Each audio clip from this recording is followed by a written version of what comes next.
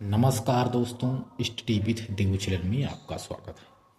दोस्तों, पिछली वीडियो हम पूरा पाषाण काल पे चर्चा कर रहे थे, यानी पाषाण काल शुरू किए हैं। दोस्तों, यह वेरी इंपॉर्टेंट क्लास है। पाषाण काल से क्वेश्चन एक दो जरूर बनते हैं प्राचीन इतिहास में, तो इसलिए आप इसको ध्यान से देखना है। पाषाण काल को, पाषाण मीन्स दोस्तों होता है पत्थर। पाषाण मीन्स पत्थर होता है, यानी पत्थरों का काल। इसमें लिखित साक्ष्य नहीं पाया गया, यही है पाषाण काल, जिसे पत्थरों का काल कहते हैं।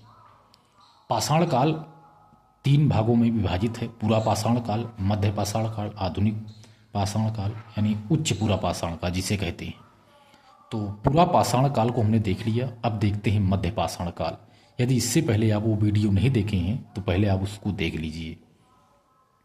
तो शुरू करते हैं मध्य पाषाण काल। मीसोलिथिक्स एज, मीसोलिथिक्स एज यानी मध्य पाषाण काल।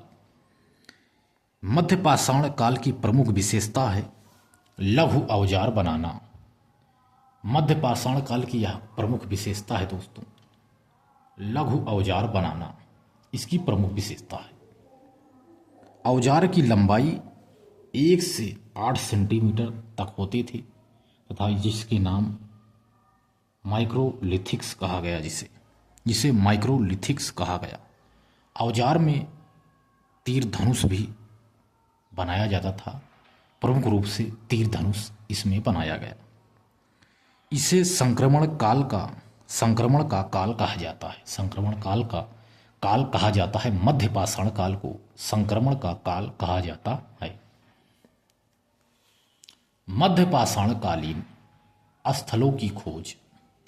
मध्य पाषाण कालीन स्थलों की खोज 1857 ईस्वी में सीएल कार्लाइल ने प्रारंभ किया था। इस काल में छोटे छोटे औजारों का प्रयोग किया जाने लगा, जिन्हें माइक्रोलिथिक्स नामक औजार कहा गया। छोटे छोटे औजारों का, माइक्रो यानी 1 से 8 सेंटीमीटर औजारों का। इन औजारों की लंबाई 1 से 8 सेंटीमीटर तक होती थी। तीर और धनुष जैसे औजारों का विकास हुआ। भोजन पकाने की कला का ज्ञान भी मध्य पाषाण काल में ही हुआ। भोजन पकाने की कला का ज्ञान, कि कैसे भोजन को पकाकर खाया जाता है, इसका ज्ञान भी मध्य पाषाण काल से ही हुआ। मध्य पाषाण काल को संक्रमण का काल कहा जाता है। अब देखते हैं दोस्तों मध्य पाषाण काल के प्रमुख स्थल। प्रमुख स्थल की बात की जाए तो दोस्तों प्रमुख स्थल देखते हैं तथा उनका जो औद्योगिक क्षेत्र है तथा साक्ष्य वहाँ क्या पाया गया, इसको भी देखेंगे। तो मध्य पाषाण काल के प्रमुख स्थल में पहला है आदमगढ़। आदमगढ़ यह मध्य प्रदेश क्षेत्र में पड़ता है। यहाँ से पशुपालन का प्रारंभिक साक्ष्य पाया गया। पशुपालन का प्रारंभिक साक्ष्य मध्य प्रदेश क्षेत्र से पाया गया, आदमगढ़ स्थल से। इस आदमगढ़ स्थल से बागौर, यह बागौर राजस्थान का क्षेत्र है। बागौर राजस्थान का क्षेत्र, यहाँ से पशुपालन का प्रारंभिक साक्ष्य यहाँ से भी पाया गया। सांभर झील एक है दोस्तों, राजस्थान की सांभर झील है। यहाँ से वृक्षारोपण का प्रारंभिक साक्ष्य मिलता है। राजस्थान के सांभर झील से वृक्षारोपण का साक्ष्य मिलता है। वीरभानपुर दोस्तों पश्चिम बंगाल का यह क्षेत्र है। वीरभानपुर, यहाँ लकड़ी के उपकरण प्राप्त हुए हैं। लंघनाजपुर भी एक प्रमुख स्थल है दोस्त। यह गुजरात क्षेत्र में पाया जाता है। यहाँ से 14 नर मालों कंकाल मिलता है। प्रमुख स्थल में लंघनाजपुर, गुजरात से 14 नर मानव कंकाल मिलते हैं। अगला प्रमुख स्थल है दोस्तों मादहा। महजहा प्रतापगढ़ जिला में पड़ता है, उत्तर प्रदेश की प्रतापगढ़ जिले से पड़ता है मादहा। यहाँ से हड्डियों के आभूषण, युगल समाधान, एकल समाधान, राख के ढेर और चूल्हे का साक्ष्य भी प्राप्त हुआ है।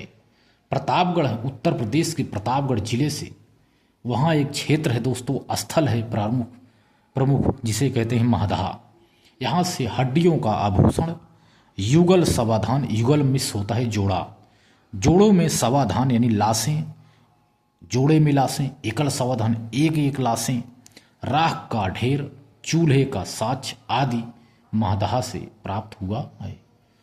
अगला प्रमुख स्थल है सराय नाहर राय, यह भी प्रतापगढ़ में ही है। उत्तर प्रदेश के प्रतापगढ़ में सराय नाहर भी है। यहाँ से युद्ध का प्राचीनतम साच, सामूहिक समाधान यानी राख का ढेर एवं युद्ध का चूल्हे का साच आदि पाया गया। चूल्हे का साच भी यहाँ से भी प्राप्त हुआ है सराय नाहर से। अगला है दमदमा दोस्तों। दमदमा क्षेत्र से दोस्तों, यह भी प्रतापगढ़ उत्तर प्रदेश में ही है। प्रतापगढ़ के उत्तर प्रदेश में ही दमदमा। यहाँ से एक साथ 3 लोगों को दफनाए जाने का साक्ष्य पाया गया और 41 मनोकंकाल के भी साक्ष्य यहाँ से प्राप्त हुए हैं। यानी महदहा, सराय नाहर राय और दमदमा, ये तीनों प्रतापगढ़ जिले में पाए जाते हैं। इसके बाद अब देखते हैं दोस्तों नवपाषाण काल। मध्य पाषाण काल में नवपाषाण काल देखते हैं दोस्तों। यह 7000 से 3000 ईसा पूर्व में पाया जाता है यह समय कार्यकाल। नवपाषाण काल को नियोलिथिक्स एज कहते हैं। एक पुस्तक है दोस्तों, सरजान लुबाक की एक पुस्तक है, प्री हिस्टोरिक टाइम्स की पुस्तक है एक है दोस्तों। इसका प्रकाशन वर्ष है 1865 ईस्वी। इसको 1865 ईस्वी में इन्होंने इसका प्रकाशन किया था। नवपाषाण काल की एक पुस्तक है, सरजान लुबाक की पुस्तक है, प्री हिस्टोरिक टाइम्स।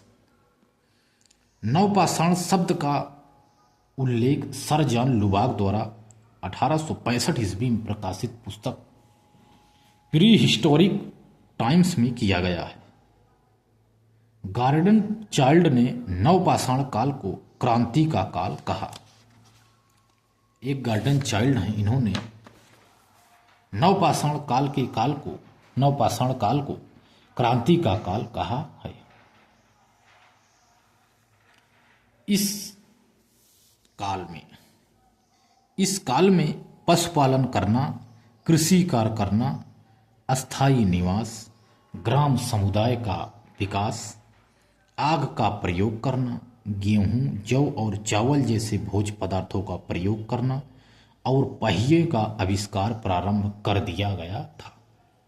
नवपाषाण काल में दोस्तों इस शब्द का उल्लेख सर जॉन लुबाक द्वारा 1865 ईस्वी में प्रकाशित पुस्तक प्री हिस्टोरिक टाइम्स में किया गया है। गार्डन चाइल्ड ने नवपाषाण काल को क्रांति का काल कहा है। यह जो नवपाषाण काल है यह एक क्रांति का काल है। इस काल में पशुपालन करना, कृषि कार्य करना, यानी नवपाषाण काल से पशुपालन शुरू हो गया था। हम लोग नवपाषाण काल में कृषि करना शुरू कर दिए थे। इम्पॉर्टेंट ये पॉइंट है दोस्तों। पूछा जाता है प्राचीन काल में पशुपालन का प्रारंभ किस काल से शुरू होता है दोस्तों, तो यह नवपाषाण काल है। नवपाषाण काल से पशुपालन करना हम लोग शुरू कर देते हैं। इसके बाद कृषि कार्य करना, हम लोग कृषि कार्य करना भी शुरू कर देते हैं नवपाषाण काल में। नवपाषाण काल में कृषि करना शुरू कर देते हैं। अस्थायी निवास, अब इधर उधर भटकने की जरूरत नहीं है। निवास लोग बनाने लगे, घर मकान कच्चे लकड़ी के विभिन्न प्रकार के मकान बनाने लगे थे नवपाषाण काल में। ये लोग अस्थायी हो गए थे, अब इधर उधर भटकने का कार्य नहीं करते थे। ग्राम समुदाय का विकास ये लोग कर दिए। एक ग्राम समुदाय का विकास कर दिए कि जो भी समस्याएं होंगी इस समुदाय में सुनी जाएंगी। सभी लोग आपस में बातचीत करके विभिन्न प्रकार के बातों का निपटारा कर सकते हैं। एक समुदाय बना दिया गया गांव में, इसका विकास कर दिया गया। आग का प्रयोग करना शुरू कर दिए थे।